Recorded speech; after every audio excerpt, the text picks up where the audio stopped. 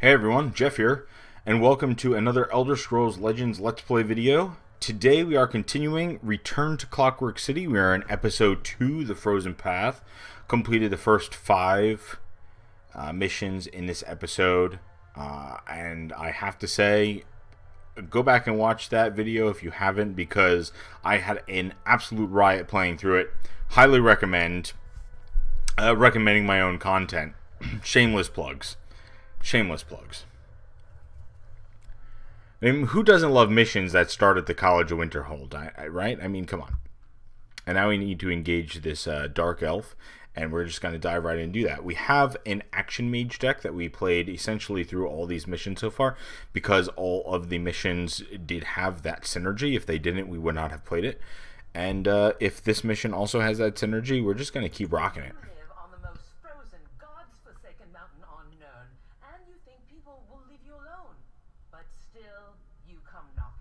Clockwork City, is it? Yes, I know the way, but it's not easy. I'll need the toe of a frost troll, a Dwemer puzzle box, and the skull of a living dragon. Find all that, and I'll help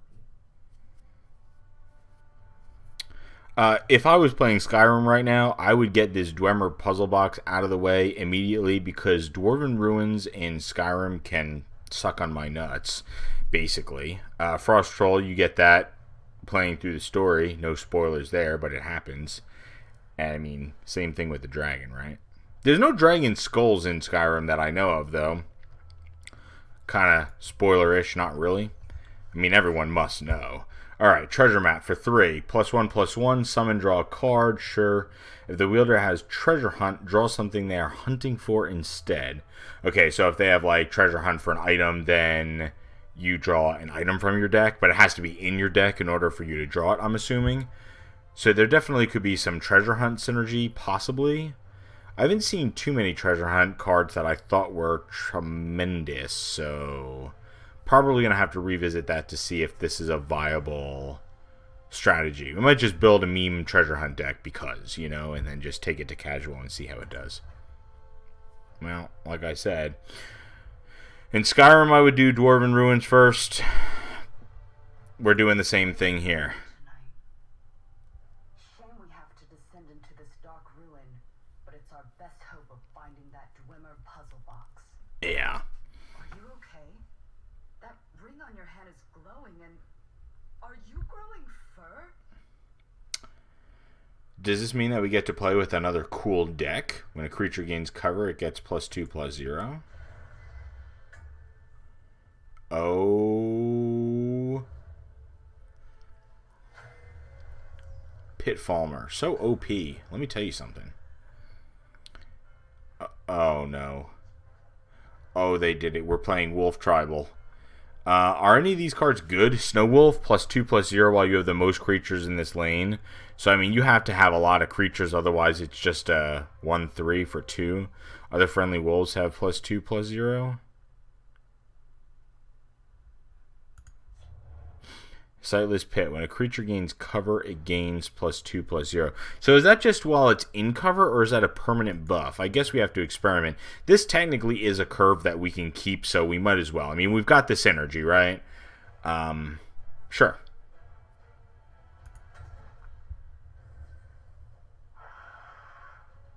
Alright.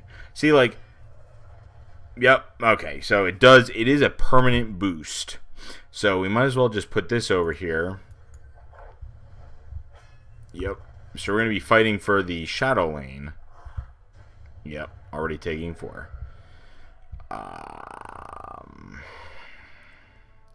Like, we could just do this, right? And draw 2 cards. I don't necessarily think that's right. I probably think we want to put Pack Wolf over here to give this a massive buff and just start going ham.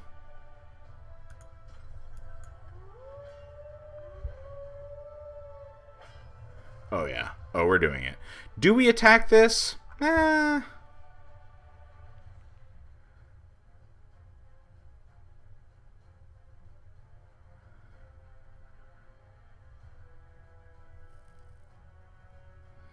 Man, this is tough. I have absolutely no idea if I should. This card it will be very good in this game because of this lane effect, right? It's just tempting to see if we can race. Maybe, I don't know. It's not usually my hunch in these games. Sure, we're gonna get a card next turn when our opponent goes face. Oh no, okay. So we put on our opponent to make the first move. Okay. Unstoppable Rage. A friendly creature deals damage equal to its power to all other creatures in this lane. Everyone knows what it does. I read it in case you weren't aware because it is bonkers good. I think we just have to fell the mighty this, right? We could have also just played Crusader's Assault for damage and to draw a card, but I think you probably want to get the breakthrough, the Slay and Pilfer if you can. If you can. Next turn we could play Alpha Wolf, and I mean, if that isn't just the game. Yeah, that's what I'm talking about. Alright. Sure. Firebolt would be great in this matchup. Firebolt would be great. Well, normally I would attack first, right, to get the damage in, but in this case, since we have Alpha Wolf, we kind of want to not do that, right? I probably could have put this over here to keep it alive, but who cares about that? We are all in with the power. I don't really have a good play next turn. Okay. Yeah. Prophecies are really good, by the way. In this game, they are really good. Oh. That does suck. Beach form +1/+1 and draw a card. Well, we will trigger this, right? So we can do that here. Oh, yeah. Oh my god, I lied. We didn't trigger. We needed to get to 15. Oh, so much fail in one turn. Okay, that was an embarrassing misplay. And now our opponent really is going ham. Like, we might actually lose this. These little 2/1s that are getting powers are insane. Our opponent is cycling through their deck better than us. They have stuff that kills us. How do we win this? Oh my god. This is insane. We can't even attack that. Like, we just die next turn because we can't actually control this. So we need to retry. We just automatically lost. For everyone watching this, like, there are certain cards that are just bad, right? Like, Wolf Cage is bad. That Pack Wolf card is bad. I think in Arena it's probably good because it's a 2-for-1, but in this mode it's bad. And the Falmer just wrecked us. That little 2/1 that kept getting cover. So this is the same hand we had last time, and maybe we misplayed it with Alpha Wolf, but we're just going to keep it again and see if they have that 1-drop. They do not. So here's our opportunity to absolutely go nuts. Alright, 5/3. Sure. Sure. And now we have to play something over here, but we can just play another Snow Wolf. Yeah. Okay. Sure.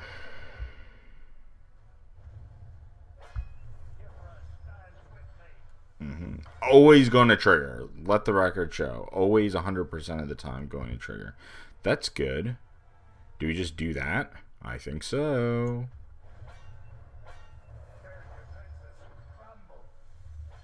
Oh, we're going to attack for 1,000,000 next turn.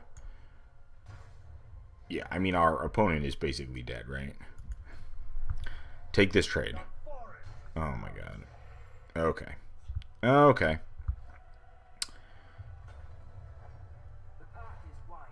Well, that doesn't trigger, but it still makes what we're trying to do harder.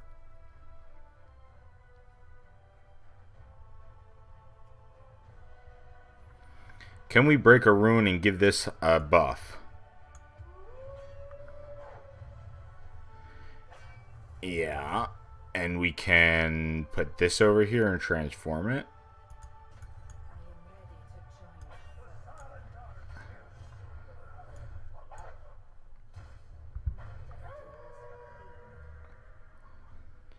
And then 3 cards would get a buff next turn if we played Alpha Wolf. Maybe we just got off to a really bad start last turn. I don't know. That's great. Oh, that is not great. Come on now.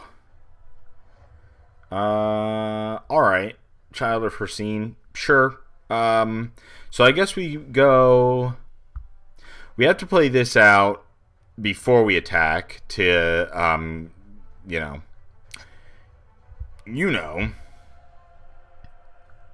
Well, let's put it over here. Maybe we'll put Alpha Wolf over here, too.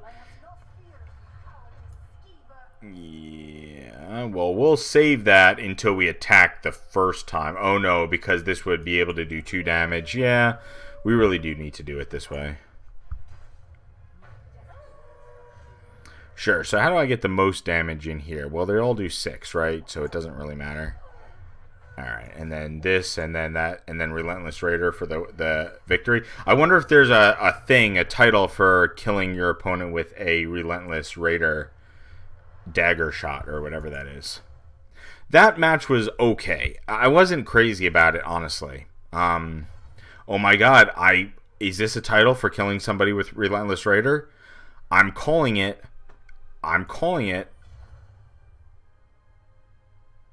Oh. Never mind. Just forget I said anything. Like, I just, edited it right out of the video. Back Alley Rogue. 4 for 5/3. Steal cover from another creature. Alright, so let's talk about this card. I don't think it's good. And I find myself saying that about a lot of cards in this Clockwork City expansion versus the Fall of the Dark Brotherhood expansion. I found that a lot of the cards were good. I mean, Astrid, Eclipse Baroness, Unstoppable Rage. Like, there were just some really, really, really great cards in that expansion. A Dark Guardian, I think, maybe. I don't remember. And this expansion has been weak. This is extremely conditional. Steal cover from another creature. If your opponent doesn't have a creature with cover and you just have this sitting in your hand, then you have a 5/3 for 4. I have to say, it kind of seems unplayable. And I know that this is not the first time I've mentioned that I've been disappointed in the cards that were released in this set. Cog Collector, Khajiit Pilfer, and a Gear to Cog Collector.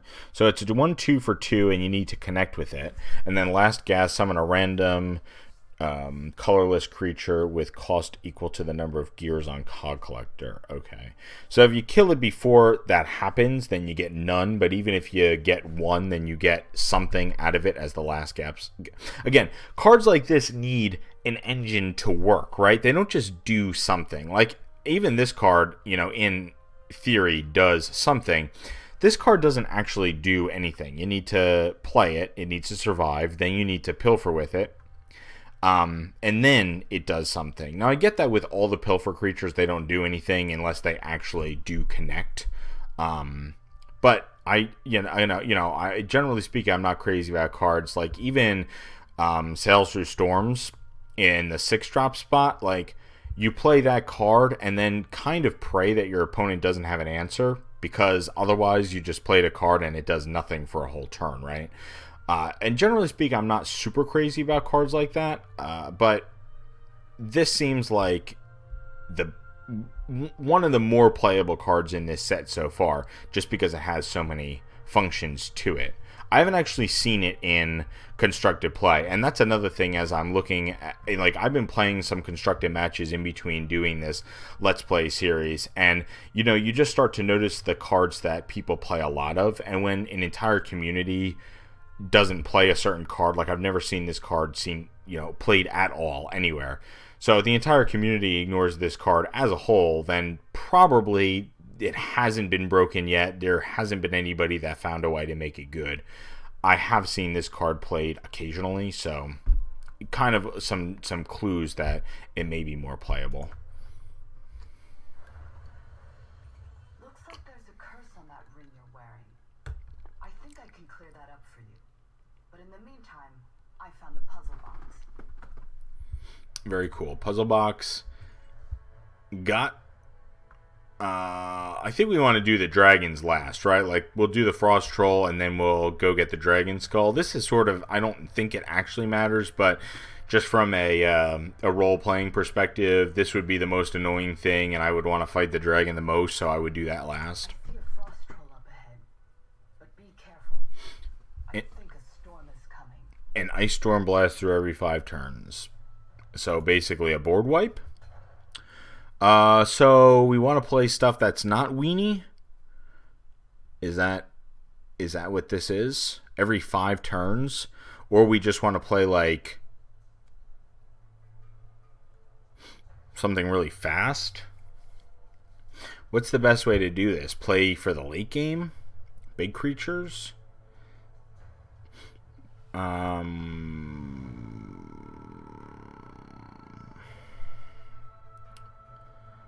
This has, the Lalu one has big creatures that would survive Ice Storm, like Hive Defender, and I played this deck through almost all of the Fall of the Dark Brotherhood, though.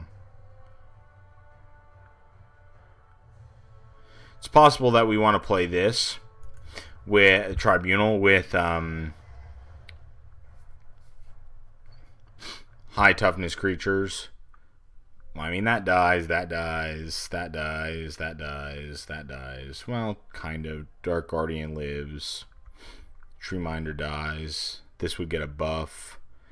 That dies. That survives. That survives. That survives. That survives. That would get a buff.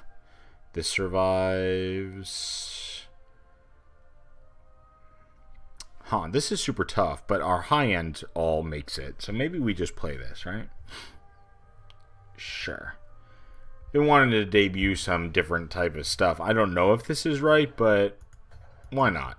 And we'll get a feel for what our opponent is playing as well.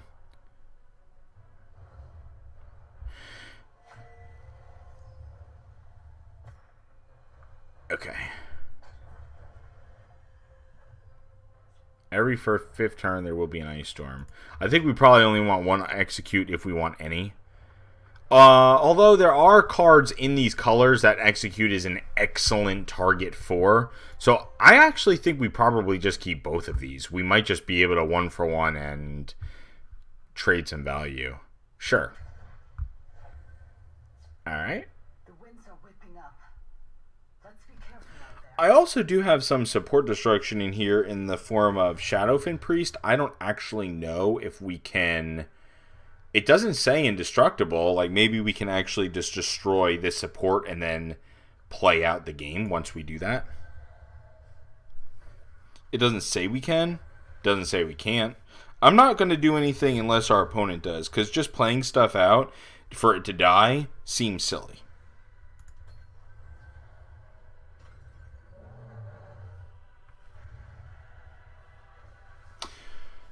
Execute might have been really bad. Execute might have been really bad. So I guess we put this in the way so that at least the Ice Storm will then kill that mammoth. Sure. Yep. Yep. The Ice Storm kills that too. I'm going to actually try to... That ice storm is almost here. Look out.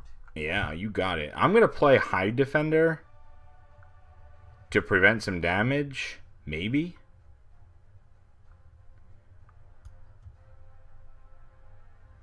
Oh, destroying enemy creature support.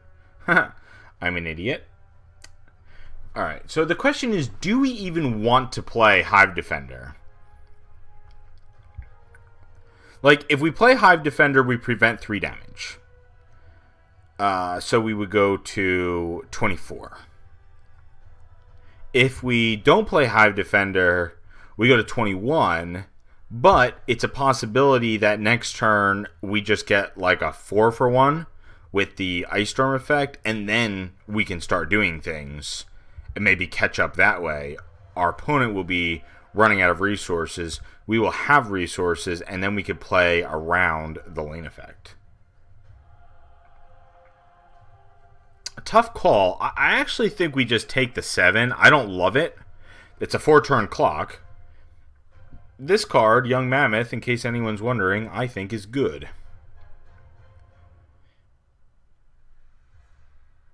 Alright. I talked myself into it. Let's see if we can... Sure. Actually, this works. Yeah, that works. Okay. I don't know why.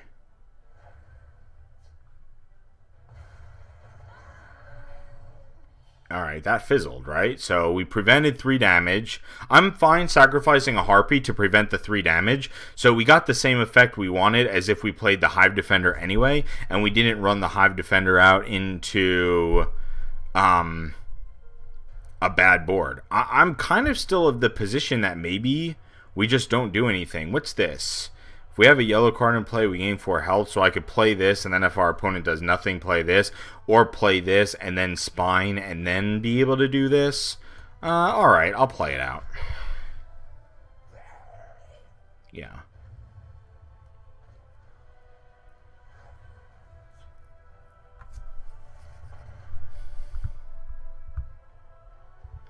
So we're going to take 4 more here. Unless we kill it.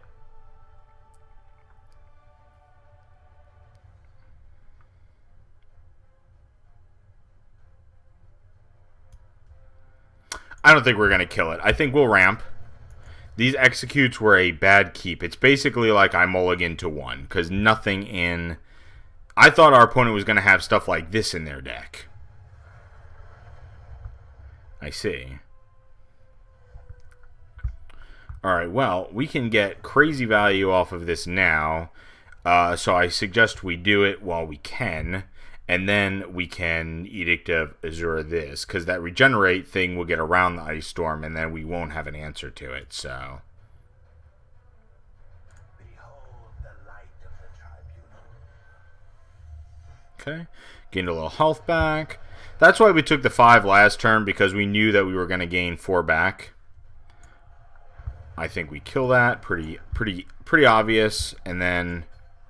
Next turn we can Manticora something, which will also survive the Ice Storm. Alright. Literally right out of the range of execute.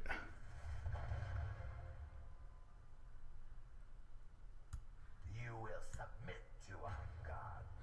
I'm going to go for it a bit. I'm going to punch a bit. Because we have to win. At some point, we cannot allow our opponent to do this. So we either play Manticora, which would then be damaged by Ice Storm, or we just play Piercing Javelin and then nothing else, perhaps.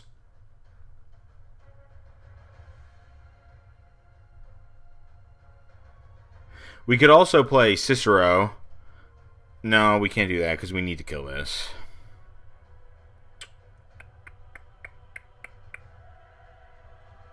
So I guess Manticora, because it puts the most power on board, then we can attack for 12, 18, like we would theoretically have lethal. Plus 1 point of reach, let's not forget about it. Alright, I'm fine with this line. It's too bad they put that item on there, because execute would have been perfect, right? Oh. Yeah.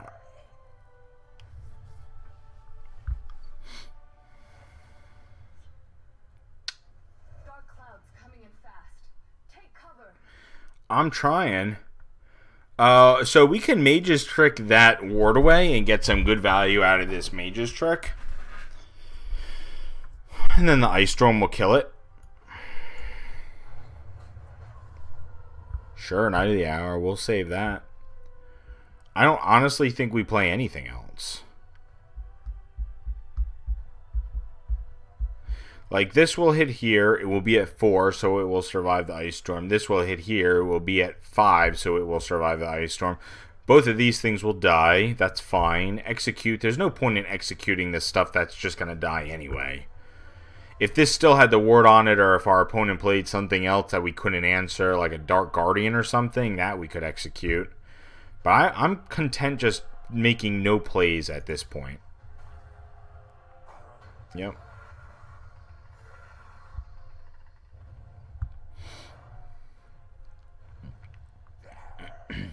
When Frost Troll takes damage, it gains that much power. Crap. Yep. And once again, out of the range of execute. Really, really, really did not think that through, I suppose. We're going to Wardcrafter this for sure.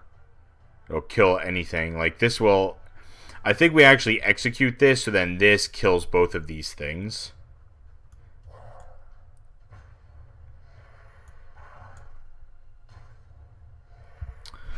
Yeah. So let's put this here. Wordcrafter that. Execute this. And then play Cicero and Windkeep Spellsword. Like, we just want to put power on the board to win. 3, 4, 5, 6, 7, 8. This is lethal damage over here. Yep, okay. It's exactly what we wanted to happen. We knew that that Manticore was going to die. Oh. Alright.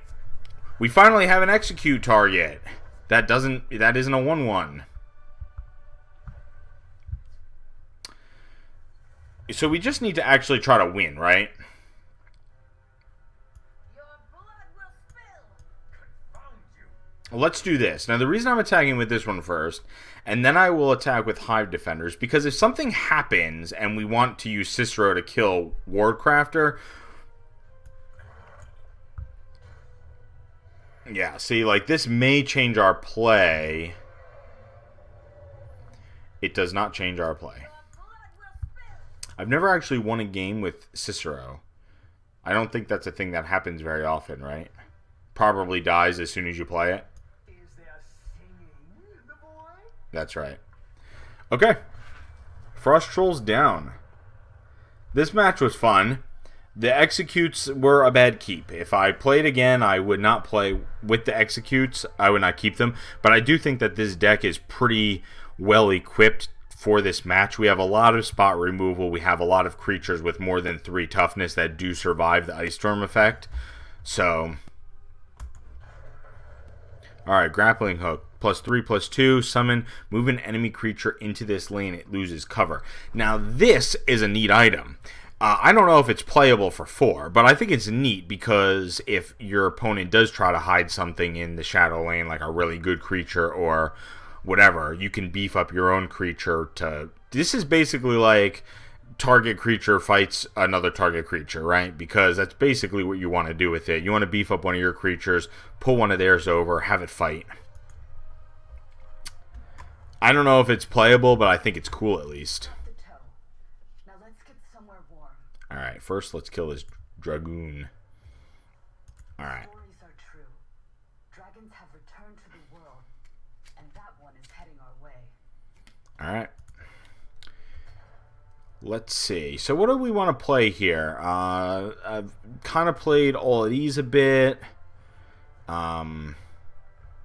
I had built a Ramp Scout, which I was going to play in some of these matches, but I don't think it was very good, honestly. Maybe we could just play it to mix it up a little bit. Sure, but I honestly want to add... I think there's cards I need to add. I think I need to add Brynjolf. I think I need to add Sails Through Storms. I'm not sure that those are auto-inclusions, but probably in my card collection they are. Maybe this, like, it is a ramp deck, right? We want to get to our top end. Sure. Why is that not in there? I mean, it's not very good, right? But still. All right, we need to take 3 cards out, and we've got ramp. We have ramp. What's not good? The reason I'm running Dragontail Savior and Wingkeep Spellsword is because we need things to do early before the ramp game starts, and I was just concerned that we actually had no early plays. Like in the 2-drop spot, what are we running? Right? What are we running? Finish off, but that doesn't put power on the board. That's not... I needed board presence. I would probably run Murkwater Witch if I had more than one of them, honestly.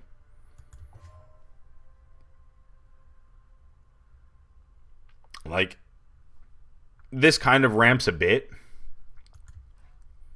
but it needs to survive in order for that to happen. I really think the 2-drops I chose are the best ones for, you know, just... There's got to be other 2-drops out there. But, alright, so we need to take some cards out. So what's not great? This doesn't seem great. This was there basically as a ramp effect. But what are we ramping to? I mean, I guess we do have some stuff we're ramping to. When you're playing a ramp deck and the top of your curve is 9, you're probably doing something wrong. Like, we don't even have a 10, 11, 12. Is there anything that's... We have our 8. We have Tazcat. Yeah, I mean, what are we going to do? Ramp to Swamp Leviathan? That doesn't seem good.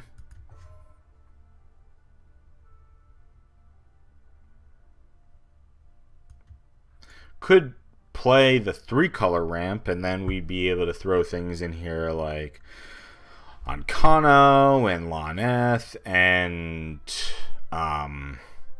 Lightning Bolt and Firebolt, but then we're basically just playing that version of the deck that we already have, and that's not really what we want to do. Just duplicate another deck that we already have. That doesn't seem good. All right, so we can take out. We need to take 3 things out. Let's leave some of this high end in here, like maybe this Archene Venom Tongue seems loose. Lucian actually seems really loose. I've done some pretty nasty stuff with Lucian where I'll have it on the board and then I'll shear point something and it becomes a 6/6. So I kill a creature and have a 6/6 dragon for 6. That's a bit nasty. Is Cicero better? I mean, it does draw 2 cards if it connects, so I think that's better. Alright, let's try this. So we're going to play Ramp Scout. Is it good? I'm missing ramp pieces. Like, there's cards that ramp that I don't have, and so I think that this isn't, you know, it's my version of Ramp Scout, but I don't know if it's good. Maybe we should play Dragons versus Dragons, right? But I have a feeling that we might lose this. I think you want to mulligan anything that's not a 2-drop or a ramp card. My opinion. That could be wrong. What is this? Transform all cards in your deck into random dragons. Your dragons cost 1 less. So this is how you lose. I'm going to save these ring charges because we may need them. Like, we might want a Sanctuary Pet something next turn. Ooh, Thieves Guild Recruit. How lovely of you to join us. Alright, Leaf Lurker, I like it, because you can Thieves Guild Recruit. This card has served its purpose. That Argonian is dead to us now. We can attack this into a beefy motherfucker and Leaf Lurker it and be happy about our life choices. Alright. We're about to learn whether or not Dragon Mound is good. Even though the Dragon effect did already happen, we are going to Shadowfin Priest that next turn, just so that he has to pay full price for his dragons. Rest assured, that is something we will do. No plays on turn 4. So if he didn't have a play on turn 4, once we destroy this, what are the odds that I'll have a play next turn?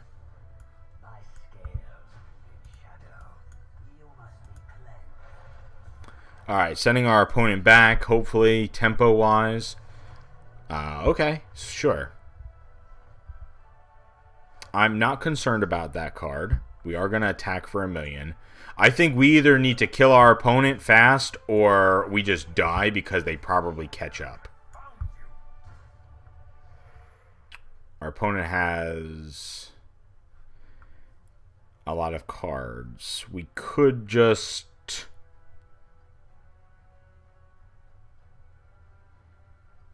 I mean, playing that out as a 3/3 is fine. It would trade into this and survive.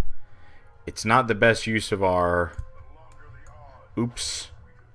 Well, I let that go by accident. Do we want to also Preserver?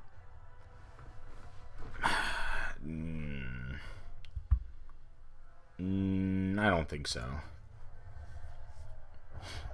Yep, here we go. There it is. Okay. Well, we have Leaf Lurker for this nonsense. Oh, forget it. We don't care about... We no longer care about this. Well, actually, we can just trade and play Sails Through Storms, right? Sure. Yep.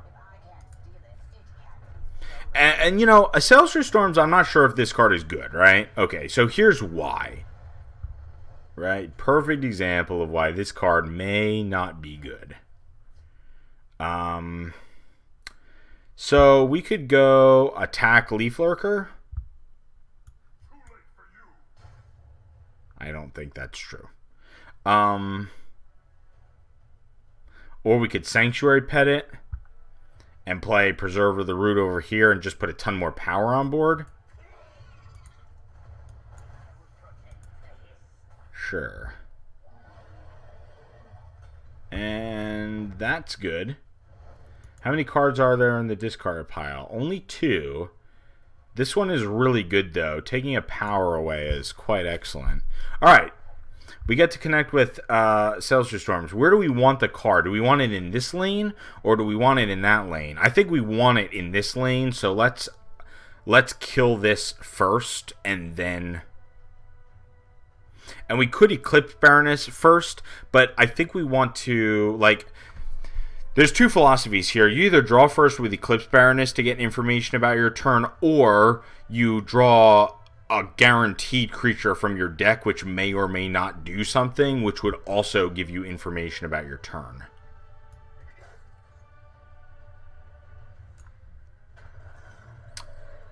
Now, what are the odds that we draw a Leaf Lurker and we want to be able to Leaf Lurker this? None. Like, we just want to trade into this, keep both alive, and then hit for another 3. Sure, ramp. That is fine. So we could actually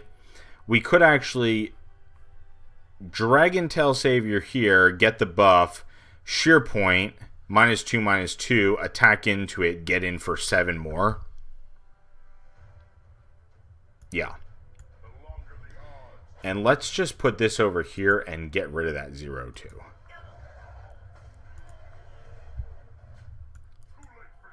Yeah, what do they get back? Okay, that's the one that we wanted.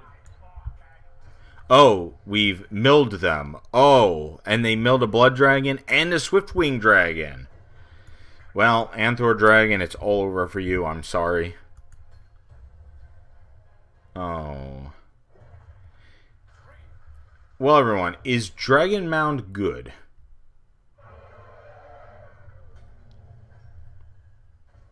Is Dragon Mound good? We would just attack like this in a game. And I always announce what the right play is, because I think it's important to recognize the right play and always make it when you have the opportunity. Again, against a human opponent. If we were playing as a human opponent, we would attack and win.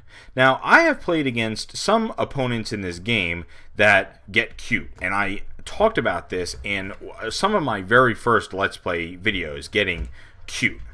And instead of just attacking, they would do what I'm about to do. They would kill this, they would attack with Sails Through Storms, get the other creature. Oh, it doesn't trigger the other creature anyway. Never mind then. But you get what I'm saying. I actually see this quite a bit. I don't really understand that in card games. You know, there's just so many things in card games that can backfire. You know, if you don't just close out a game, like if you have the option to win a game, just win it. All right, Dragon Aspect action. It's a shout. So here's something that I have never played. I have never ever played a shout in this game because I only have like one purple one, one red one, and like two green ones or something. I actually don't really have any to play. That it's because I think if you're going to play them, it has to be a play set so that you can level them up as you play them through the match. Like that seems to be the entire point of playing the shouts. So this is you gain 3 health and battle an enemy creatures if you had 3 power. Okay. And then what are the upgraded versions? 5 and 5 and 7 and 7. Alright, so basically do 3 damage for 4, do 5 damage for 4, and then do 7 damage for 4.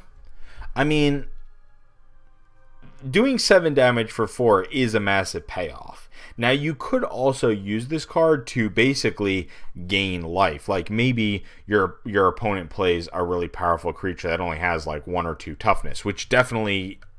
there are definitely cases of that in this game, right? So then you can use the level 3 ability to gain 7 health. You battle something that only has, 2 power or something like that. And then you come out 5 health ahead as a result. Seems versatile. I think the best thing about this card is the artwork. I mean, it basically does mirror the Dragon Aspect Shout in Skyrim, which is really cool. So I think I like that the most about it. But I'd be interested to play a Shout-themed deck. There must be a way to work these into a deck that just has great Shout synergy and provides the engine that the Shouts need to really be awesome. At least I'm hoping that is the case. I never thought I'd live to see one of these, much less kill one. Come on, let's get this skull back to Alfie. Alright, let's do it. You got all those things? Oblivion, take me. Well, leave them out back, I guess. You don't need them to get us into the city? What? No! I just assumed the troll, the Falmer, or the dragon would kill you like they did the last 3, and I wouldn't have to bother. But, oh well, a deal's a deal. Wow. Savage.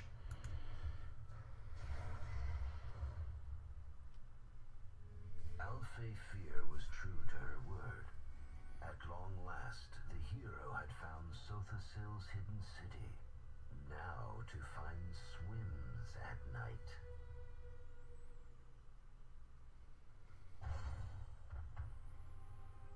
Okay, episode rewards. Here we go. Ruin Archaeologist, a high alpha 2/5 for 3. That seems good, right? Treasure Hunt, support, draw a card. So if you hunt a support, you draw a card. I don't know. I have a strange feeling that this card might be good. I don't know why I could possibly be feeling that way. And Loneth. Alright, well this is actually really cool. Like, I'm not sure if I'm going to keep this art, because I have the alternate art one for buying the Clockwork City expansion for $20, so I could get the alternate art. I think that's really cool. Plus, again, support your game developers. So if I don't keep this, I could scrap this just for 400 soul gems, and I would then have enough in my collection to make another legendary. I mean, I'd only have enough to make one other legendary, but the point is I'd have enough to make another one. And another one I don't have is probably better than one I do, but... for the sake of having both artworks, if I was like a true collector, I could just keep this, but I'm not sure if it's worth it. I guess that's not a conversation that needs to happen right now. Alright. We're done with those rewards. It said Sothasill, the god of this place, died centuries ago. But the machines he built may still be active. Stay alert.